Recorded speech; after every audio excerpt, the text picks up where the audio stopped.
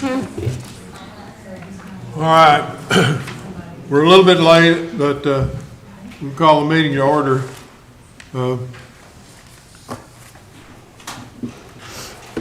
We don't have the chief here, and the public works guy was off for a little while, so I don't think we've got any reports. If it's okay with everybody, I would entertain a motion to approve the consent agenda. I make that motion. I'll second it. Have a motion and a second. All in favor? Motion carries.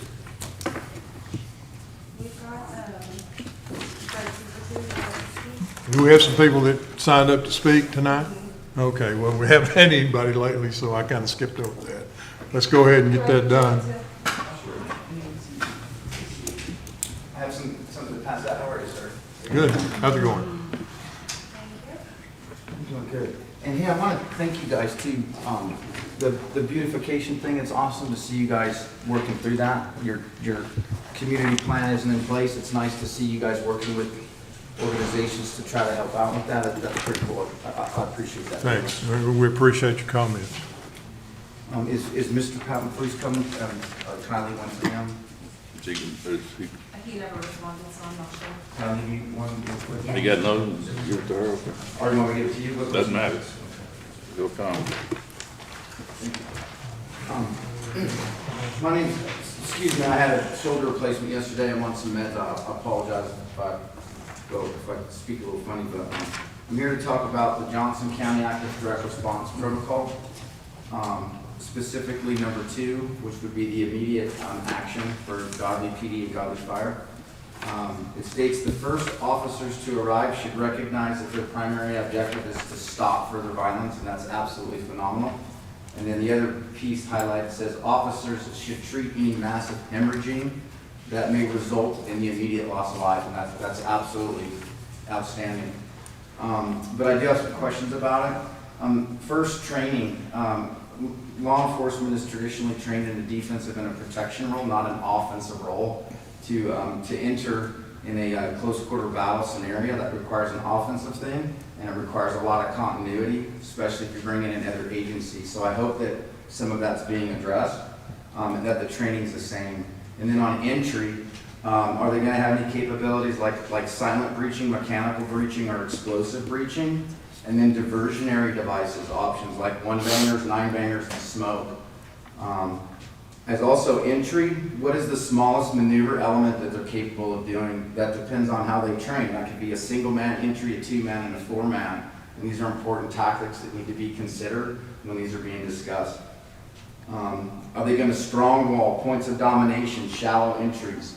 These are all things that need to be discussed. And while specificity in this should not be public, we should be behind closed doors to not divulge TTPs, but they definitely need to be addressed. These are out of traditional small town local law enforcement roles. What is the goal? Is the goal to establish a foothold? For example, Uvalde, they established a foothold and stopped. Or is the goal to clear in its entirety, to back clear? What kind of planning is going in? Are they planning for a Milcoa and Midcoa scenario? That would be what's the most likely course of action when things go wrong, and the most deadly course of action when things go wrong. That would be on the law enforcement side. The other one, treat any massive hemorrhaging that may result in immediate loss of life. Massive hemorrhage and immediate loss of life. Hopefully, they're going to be bringing tourniquets and hemostatic agents. These are peer-reviewed, proven things that will actually solve those problems. There is an interesting dynamic due to children and their size, but anatomy is the same. It's all about equipment size and proper training. But the biggest thing is, why is there no airway and no needle thoracentesis or chest decompression? In these type of scenarios, there's 3 main things that you're trying to solve, and that is preventable deaths. This is if you do the right thing at the right time, you can save a life. And airway obstructions and needle decompressions are 2 of the one. You're addressing hemorrhage here, but not those 2. Also, is there a triage piece in place? Are you developing casualty collection points and alternatives? Very important. And the medevac and casevac piece, routes. With the road conditions, in this scenario, if every parent in their right mind is gonna run down to these schools, you can't get around Godley when that happens. So was there a contingency in place to keep the roads clear so more response can get there and casualties can also get out? And then rotary ring assets, are you planning on having landing zones? And are you planning on primary and secondary in the schools based on when your casualties are? And then definitive care. Are you going to be aware that not all hospitals have a neuro capability, not all hospitals have a thoracic capability, not all hospitals have a spinal. So knowing where the right type of casualty goes is very important. These are basic questions. Hopefully they've been addressed in totality behind the scenes. Like I said, specificity in these type of procedures definitely don't need to be made in the public, but they should be addressed. And it's very, very, very vague in the response plan. But there's really a lot more that can be provided to parents and citizens regarding the completeness of this protocol without compromising specific details that would hinder the different agencies and their response capabilities. I urge you as the school board to provide a little more detail because there's a lot more questions than answers here from individuals that really understand this type of a dynamic and asymmetric piece. And just remember Uvalde, they went in and what they did was establish a foothold and wait. And it went really bad at that point. So it's very easy to have and talk what you're going to do, but without planning, it becomes very difficult. So hopefully this can be refined. And thank you. I appreciate your time. Okay, anyone else? All right. We've got some discussion and action items here. A, discussion and possible action to review and approve the final plat for Vista del Lago, a 109.939 acre tract located off of County Road 1006. Glenn? Y'all had the copies of the final plat in your packet, as we had an opportunity to review. The final plat is in conformance with the preliminary plat that we reviewed months and months ago. We reviewed construction plans. We would recommend that the council accept this final plat and approve it.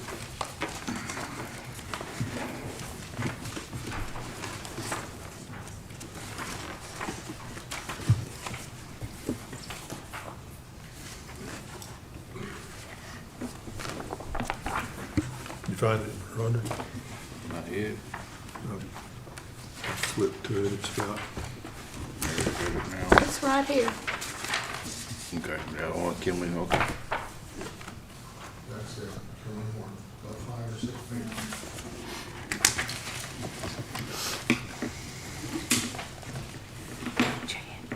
This one.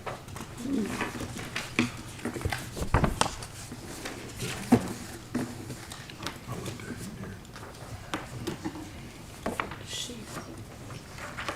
Yeah, he's got it. Oh, Mary Ann does it. Oh, Mary Ann done. Yeah. Turn over one more. There you go. One more.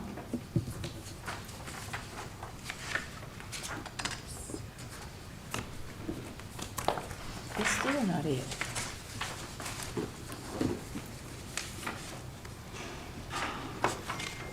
I think, in this the same as that, Oh, is what she was showing. okay.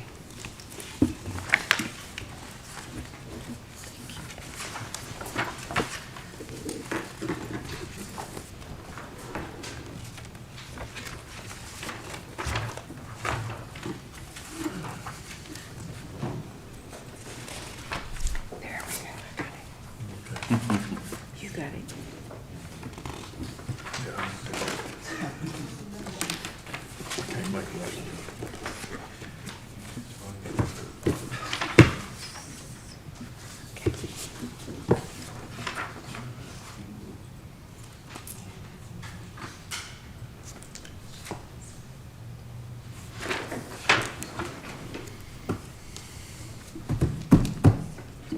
Anybody have further questions for Glenn? I make a motion, we approve the final plat for Vista Del Lago. I'll second it. I have a motion and a second. All in favor? Motion carries.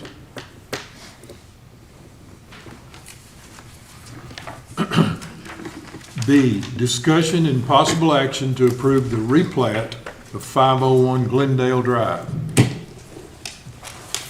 501 Glendale is a 1.5 acre lot. The owner of the lot wishes to divide it into two 7/10 acre lots.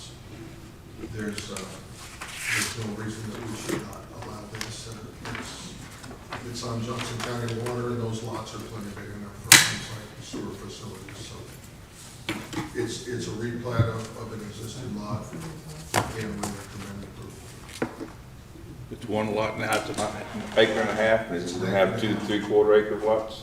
Basically, yes, sir. It's actually 1.40, I'm sorry, and it's gonna be divided into 0.70 and 0.69. is what it's on the- Stop her from talking. I'm sorry.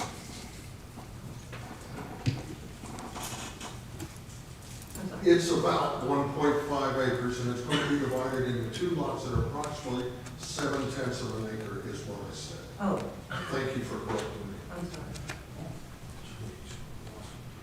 Pardon me, counsel. One of those days. So they're just splitting it down the middle. I make a motion that we approve the replat of 501 Glendale Drive. I'll second that motion. All in favor? Motion carries.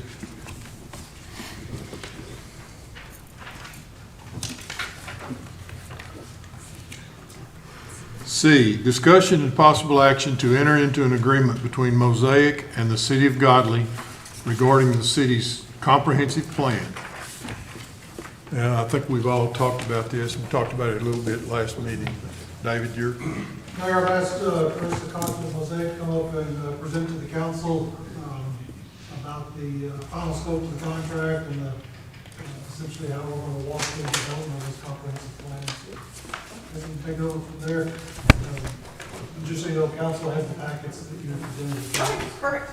So you guys have kind of like a thing, kind of down a bit. I'm gonna bring it down a notch, if y'all can't hear me. It's good to see everybody again. And this is hopefully the first time to meet you, so Mayor, everybody, hope you're having a good evening. I didn't want to take a whole bunch of time. I'm not sure how much you guys have gone over in detail. So I'm here to field any questions you might have, but I wanted to just kind of give you a brief overview of the process, who you'll be working with, what the rough timelines will look like, and the kind of information we'll be covering. On that second page there, our team is kind of focused, after we did all that work on the subdivision code, that gave me a pretty good idea of where we needed to go with the comp plan, so I kind of put together people that would help to get us there. So, myself, I'll be doing a lot of the here meeting stuff, so you'll see me for everything. Eli Pearson works with me at Mosaic, he'll be a senior planner on this as well, so he'll come with me when needed. And then Kimberly Horn will be providing all of the thoroughfare infrastructure, any type of engineering related support that we need for the project, and out of the Fort Worth office. So Jeff Whitaker will be coordinating that, and they'll be focusing mostly on thoroughfares and connectivity, maybe help with some high-level meetings for intergovernmental work on any capital improvement projects or any assistance level things that come out of the engagement process. So that'll be their main role. They might help a little bit with some of the urban design pieces, meaning like entry into town, any type of monumentation gateways. Sometimes they do that. We might, we'll see where we get in the project, but it'll be one of us. So that's kind of the team. I put a slide in there just talking about what would Godley be like in 20 years, and that's the whole purpose of the comprehensive plan, is to figure out, let's meet with the community, get an idea of what the vision for the future looks like. Comprehensive plans usually cover a 20-year plan horizon, so you're going to get population projections and demographics and a look out about what's forecasted to come here in the next 20 years or so, and then how does that affect livability and quality of life and expectations of members of the community, whether that's residents or business owners, and what people want to see and how much it costs to do that, and services and things the city can do to improve quality of life. So that's kind of the big overarching focus. We kind of, COVID, I think, was wonderful because it forced all of us to learn how to talk to each other in weird and new ways. So now that everybody's gotten used to things like Zoom meetings and online surveys and virtual things, we're going to do a mix of that. I'm a big believer in meeting people face to face and having real conversations with real people. So we're going to do as much of that as we can, but at the same time, sometimes this new virtual that we've done makes it easier to get more participation where people have, you know, kids in after-school programs or have to work late themselves. They might not be able to get to that one workshop they really want to attend. So when you can do things online, that helps people to participate that may otherwise not have a chance to. So we're going to do a mix of online and virtual events, and we're going to chop, we're going to move. So I know that that's one thing we've been talking about is we don't want to spend 3 years doing this. So we're going to stick to the plan, we're going to stick to the schedule. As soon as we get off and running, David and I'll have some conversations about a calendar and putting some dates together so we can keep on track. So in our target audience, we'll have a steering committee to help navigate the process and do detailed type look at stuff. But we're also going to have community-wide events, do community-wide surveys to get input from everybody. And so that includes residents in the community, it includes business owners, and it also includes major employers and major landowners. So all of those, it's not just, it is the people who are living here, but it's also the people who are employing people here and people who have businesses here and people who own land here for a very long time and who have larger tracts and are looking to do stuff. So in our agencies, we also have conversations with whether it's the county or TxDOT or whoever, sometimes that type of information is well. We've already talked a little bit on that next slide. I'm on the one that says tools for community engagement. And that is, we've done lots of different kinds of surveys, but I love to do those visual preference surveys. It gives pictures on there and people get to say what they like and don't like, and it gives us a really good idea of where we need to be going with stuff, and we'll do a bunch of different kinds of surveys. But on that slide, that page you have, it talks about all of the different tools we're going to use to engage people. So we'll have a website, we'll do some online surveys. About 3 months into the process, we'll have a state of the city, a town hall meeting. And we like to take those first few months to do an analysis, do all of our data gathering first. Because when you come to people and you ask them to take a night out of their lives to meet, and you don't have anything to give them, it's kind of not very good use of everybody's time. So we kind of like to do it that way. We'll do workshops with the steering committee. And then once we kind of get this content ready to be adopted, we're going to do some workshops here, these at council meetings as well, so you guys know exactly what's in this, what it means moving forward, how this has to be implemented, and I can answer any questions at that time. Okay, next slide. Like I said, there will be a steering committee. We'll work together on getting that put together. And that steering committee, they're going to be stewards of the community vision. And they not only oversee the plan as it's being created, but they kind of serve as a point person and a liaison with members of the community to explain what's going on, get feedback, anything people are concerned about when the steering committee meets together, they can share that information. So they are a very good information clearinghouse going both ways. Also, whenever we do meetings, it's nice to have those steering committee members help to facilitate discussions and do things like that. So they'll take an important role in the development of the conference. The next slide that says visioning and planning framework. The conference plan will have a vision statement. So kind of like when you do, core values, anytime you do a big plan, you're going to have some high level statements and things to drive you. So we'll have a vision statement for the city. And then we'll flesh out planning goals, and that'll cover all of the major components. So you'll have some transportation goals, there'll be some land use goals, some growth goals, economic goals, based on the feedback we get from the community. We'll kind of hash those out in greater detail. And then we'll put action items with those two for implementation. And then through that visioning part of this, we'll also create a plan framework, and that's that diagram on the right. And it's just a way of talking about how growth needs to be managed as the city continues into the future. And so key nodes and centers will be identified, key corridors, where different neighborhoods fit into that, where growth's coming from, where's growing. So it's conceptual in nature, but it's important to do that. And then when you do your thoroughfare plan and you do a land use plan, you do all the other things, there's something to hang it all on. So this is kind of like the base that everything's built.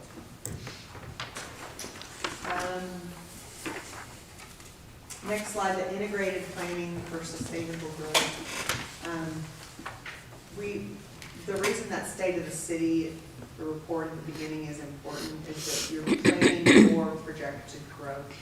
So you need to get those numbers right and those demographics right to know who lives here and what are their patterns, what are their shopping patterns, what are their employment patterns, where do they work, where do they shop, where do they sleep, what the people who live here, how do they live, and the people who are projected to move here, how do they do all of that, to see where you're at on economic performance, but also on rooftops, to make sure that you have not only enough housing supply, but that it is consistent with projected growth. And that'll also give you an indicator of the builders who will probably be the types of builders that would be looking in the future. So how do you obtain that information for your analysis? We use census data and Esri data.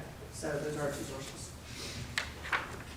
And the reason that framework I mentioned was important is we believe in checks and balances, and so you need a land use plan to have some assumptions related to density and how that density is distributed before you can start looking at your infrastructure services. But then you can't just put land use out there without considering the infrastructure service. And then all of that affects economics because it affects your tax base, it affects recruitment of new companies and all this kind of stuff. So we kind of, when we're developing those plan components, they're related to each other and develop at the same time. And then at the very end of that, we'll have a detailed plan implementation strategy for how to accomplish all of that. Identify some key initial projects, some long-term goals, things like that. And the next slide goes into this in greater detail. The page that says integrated planning for sustainable growth. There's two of these pages, they just have a little bit of different information on them. The first one shows how those three things are related. So you have land use, infrastructure, and economics, and they all are, it's like three legs of a chair. You can't have one without the others. They're all related to each other. So your infrastructure deals with capacity issues. How big do the pipes need to be to move the water to its destination? How many lanes are needed on the road to accommodate? So it's based on data. So you need to know how many cars before you can decide. And then what level of service it comes into. So infrastructure, it deals a lot with capacity and level of service. Land use, when we're dealing with land use, the focus is on density and form. By density, it means, like, is it 5-acre ranchettes, or are we building like townhouses? So they're both residences, they're both places people live, but the density is different. So land use kind of sets that distribution up. And in urban form just means, what's the feel of the place, where's the commercial area, where are the neighborhoods, where are the jobs, where's your industry, and how do all those pieces fit together. And then when we talk about the economic side of all of this, we're talking about employment, commerce, and industry. And so we'll look at retail, industry, office, and rooftops to see where you're at in those areas. And a strong economy needs projects identified to build a quality of life that services the type of jobs that an employer wants to offer. So you want to be able to recruit people to come here because of quality of life, because of livability, and then offer the types of jobs that people living around here would want, or places that people living around here are going to be shopping and getting good. So it's a give and take on that side. The next slide, I kind of talked about this already. Another aspect of land use is growth management, and that just means with our wonderful representatives in Austin taking away your ability to annex as you grow, this has evolved a little bit, but you, in a sense, are going to be managing your own destiny in that you'll see population projections, but if you don't, but by you making certain strategic moves, you can change that to make that either a bigger or smaller number depending on what you want. And then wherever that growth is going to go, that's where you need to concentrate your infrastructure. And so the way you manage this stuff effectively kind of determines the sustainability of your systems and the quality of development. So growth management is important. And we've already talked about recruitment a little bit. Housing options and affordability, I lump that under the land use aspect. We're going to do a look at housing by creating typology and of different types. And that's important, again, to know what's the demographic here. When builders come in, you know, what are the different housing options that are available in and around Godley? Is it all like the same size lots, or is there different options? Are there rental options? Do you want that? How big are the, you know, and so creating a little bit of diversity helps to create a more stable community. So looking at the different types of housing offered here. Sometimes that can deal with affordability, but sometimes it's just about like density. So, and every community is different. So when we meet, he'll say, we care about this, let's talk about this, we'll kind of how we need to deal with that. And in our public meetings, we'll hear a lot about that too, especially at the town hall and in our workshops. Okay, so next slides talk more about the mechanics, how the plan will be developed. And this is high level. I know you all already went through that, because I don't want to go into the weeds too much. So as I mentioned, the first 3 months we'll be doing a state of the city analysis. So we're going to be looking at population and demographics, patterns of existing uses, existing streets and thoroughfares, history of the community. Like there's, you know, you have to know where coming from to know where you're going to go, so you don't lose a lot of that as the city grows. So we'll take a few months to do a state of the city analysis. That's the first step. And during that, we'll do a kickoff to figure out, like I said, calendar for the project, but also create the steering committee during those first few months. So kind of like when you're building a building, the first part takes forever when you don't see anything and it's all the grading and the permitting and all of that. You don't start seeing anything going up until a little bit later. This is very similar to that. So the first 3 months we'll be working on state of the city, getting steering committee formed, and getting our calendar set up. And then the next step will be months 4 through 7, and that's where we get into heavy community engagement. So we'll start that with our town hall meeting. We will be doing some online forum, a topical forum, probably Zoom meetings online that people can participate in to talk about different things that are going to be priorities in the planning process, like streets or parks or housing, whatever, you know, everybody seems to want more dialogue about. We'll do our online surveys, and then with the steering committee, we'll do in-person workshop series with them on these topics. And then all of that will culminate in a plan framework, which is that kind of guide, and then the goals, the goal statements, and the vision will come out of this engagement process. So around the 7th, what would that be? Around in the school year, May-ish, we should have all of the vision. May, June-ish should be when the vision plan is finished. So around January, February is when this would start, and then around May, June, the engagement. Well, we're still going to put information out there, but the kind of intensive push meetings and stuff will end up there. And then from that, we go and start putting stuff together. So we'll start building the plan components, and that'll be months 7 through 10. So over the summer, basically. Over the summer, everyone can go on vacation. We'll do all this stuff. So the major components for this comprehensive plan, knowing where you're going and what we need to focus on. We'll do a future land use plan always, because that's the requirement that we're gonna do. We're gonna look at thoroughfares and connectivity.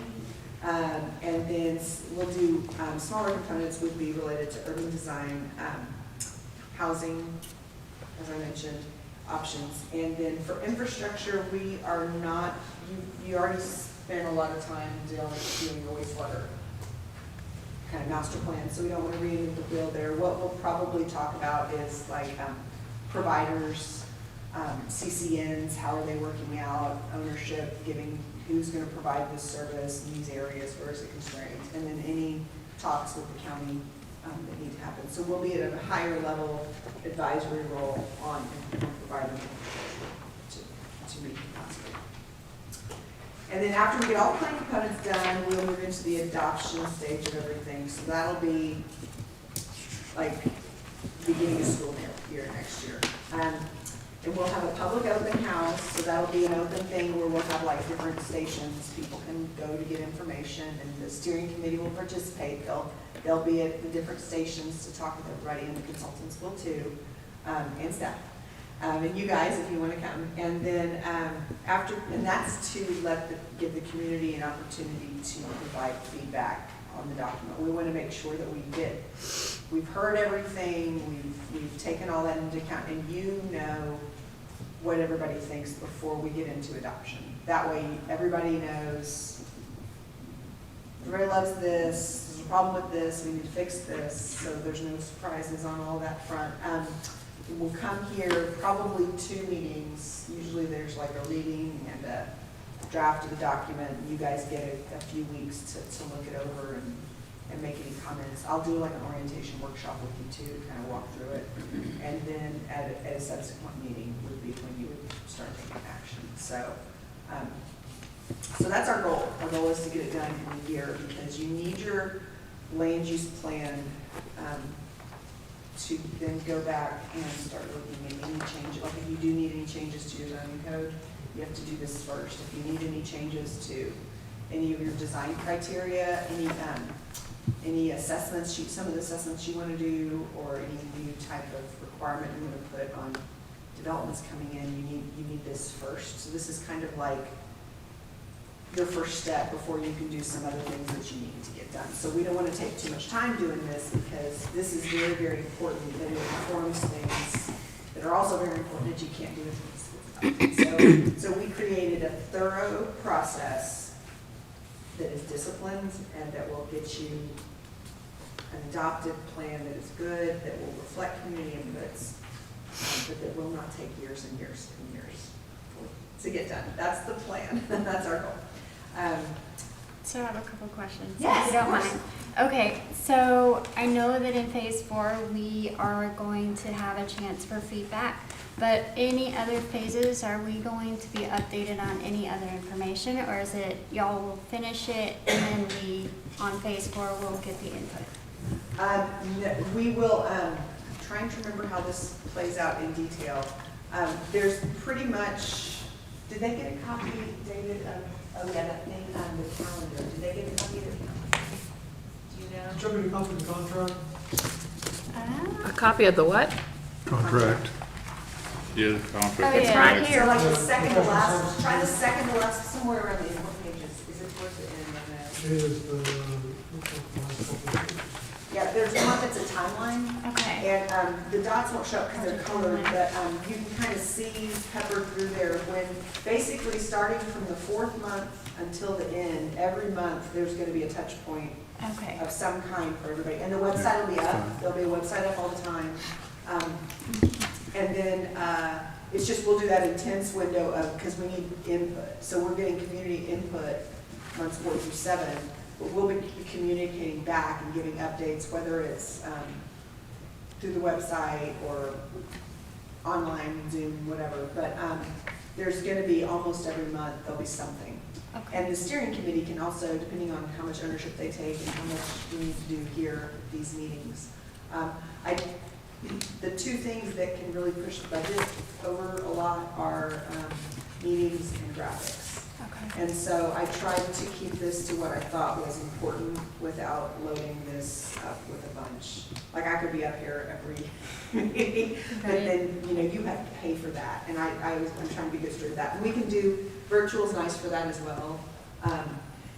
But anytime you've got 5 consultants at a meeting, that's not a cheap meeting. So we're trying to be respectful of that. So we're always available for more. I just didn't want to burden this with that, especially knowing we're going to get through it.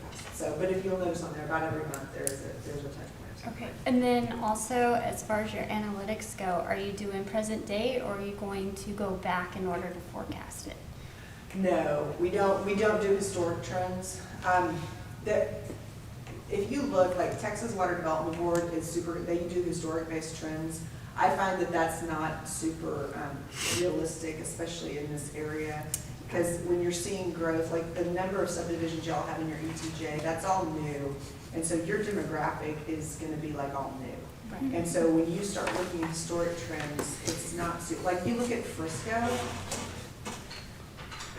that went from 2,500 to like 100,000 in 10 years. And if you would have followed historic trends, usually there's a trigger that changes the direction the town goes in. So we use a lot of times an analog method, like we'll show you comparables of other communities around you that have kind of been in a similar place, and this is in like 4 or 5 of those. And then, like I said, for our projections, they would rely on census and on Esri, business analysts for those numbers. Yeah.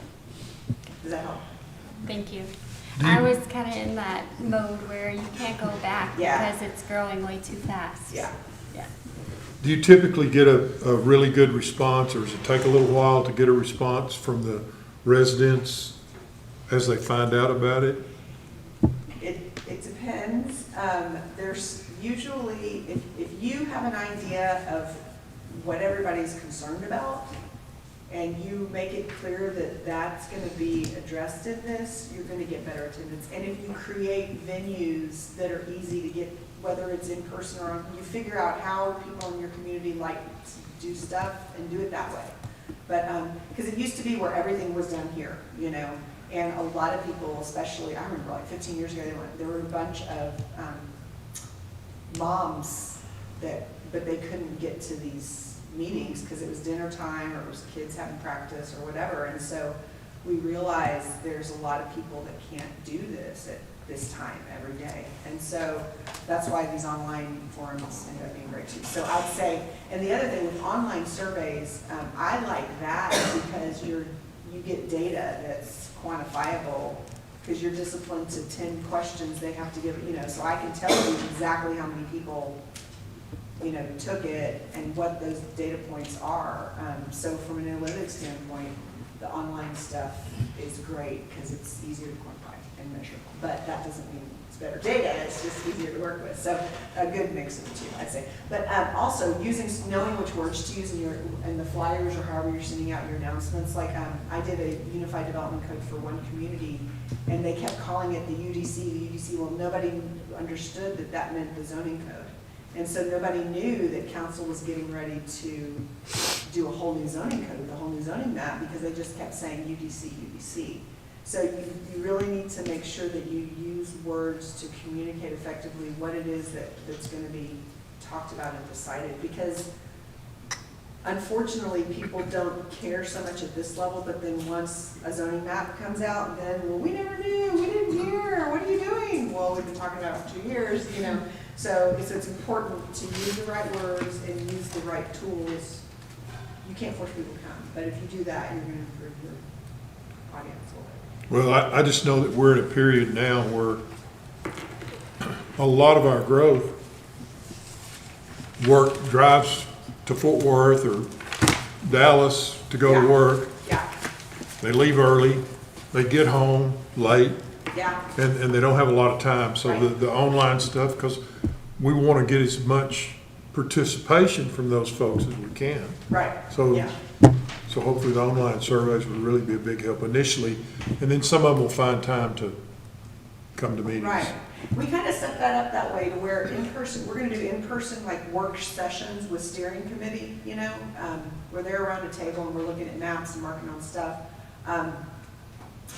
But online forums, like Zoom meetings, are much easier. You know, you can do a 7 o'clock even, you know, 7, say we're doing 6:30 to 8 or 7 to 8 or whatever, and people can do that even if they can't get here. And some of those, I mean, you can call in for those, you know, so while they're sitting in that awesome traffic, you can do a Zoom meeting, and so it actually becomes a good thing, you know.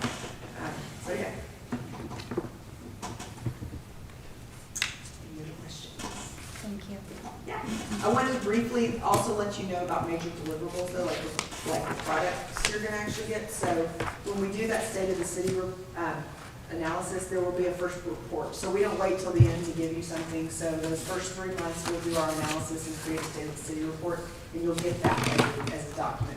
I always recommend doing all of these as PDFs with bookmarks, like you know, so you can click through them and move through them, and they're easier to share that way. And then, because even I'm old school, I like to write on things, and I like things printed, but I may only want to look at page 19 through 21. So I don't want you to give me a binder, I want to have a PDF so I can print 19 through 21. If y'all get to where you want actual printed hard copies, you can do that too, but most people will work that way. So you'll get a State of the City report about the 4th month, and then when we finish the engagement where we do the vision statement and the goals and the framework, there will be a vision plan, and that'll also summarize the process. So it'll give you a summary of all the meetings and all that stuff. So you'll get first, basically at each major milestone you get a product. So there'll be a State of the City analysis, a vision plan, and then the final plan document later. And when you get the final plan document, as soon as it's adopted, meaning it's official, then we will provide, like at that same time, all the graphic packages, like all the graphics and the official GIS maps, any, you know, and then all of those presentations, because there's going to be a bunch of those, like PowerPoints, stuff like that, any posters we do. So at the end of it, you'll get a lot of that collateral as well. So it'll be 3 major documents and then one download, a bunch of graphics. So those are the main pieces. So, is there anything else that I didn't cover that you guys want information about? Good? Look at all the things. I'm good. Sad that Michael couldn't be here tonight. It was nice to meet you, Jennifer. When did you too. come on board? February? Has it Like been? March? Oh, wow. No, I started in May, So around then. Yeah. around then. Yeah, there She you go. started right after. Okay. All So my it's days right are running after together. that stuff. Like it's I'm right- like, I so didn't we- even know we it's passed too our soon. sixth of the night. Yeah. Okay, Well, I'm here if y'all say. okay. Now, David, do we have to take action on this? I thought we already did. Well, the action at the last meeting was to approve entering into discussions with Mosaic to develop the contract, so you have the contract now. So for tonight, we just need council approval to execute the contract and get started. I make that motion that we enter into the agreement between Mosaic and the City of Godley regarding the comprehensive plan. I'll second it. All in favor? Motion carries. All right. Discussion, possible action to approve ordinance number 10, TAC 04, TAC 2022, impact. An ordinance amending the providing for and implementing of water and sewer impact fees to defray and recuperate the cost of capital improvements necessitated by and attributed to new development, providing for severability and providing effective date. Do you need to expand on that a little bit, David? I mean, No. What is it? Council, at the last meeting, after Chris had made a presentation on the findings for the water impact fee and sewer impact fee, the direction from council was to go ahead and draft the ordinance to implement those changes. You have the ordinance before you tonight. Staff recommendation is to approve the ordinance, which will give legal effect to the changes to the comprehensive plan. excuse me, too many words now. Changes to the water and If- sewer impact fee ordinance. Yeah, okay. Really, we're just formalizing the agreement, the decision from last council meeting. Okay. I make a motion to approve ordinance number 1004, 2002 impact for water and sewer impact fees. I'll second it. All in favor? Motion carries.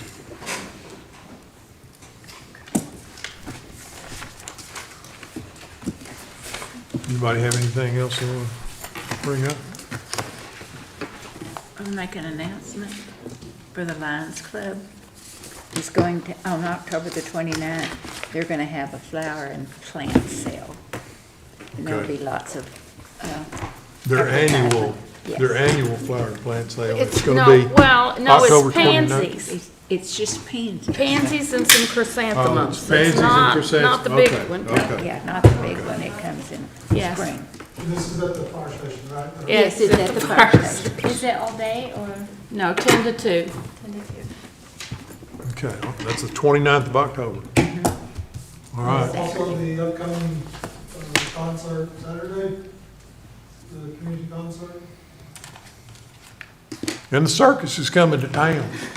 On the 12th. Oh, The yeah. 12th. 12. Wednesday, the that. 12th.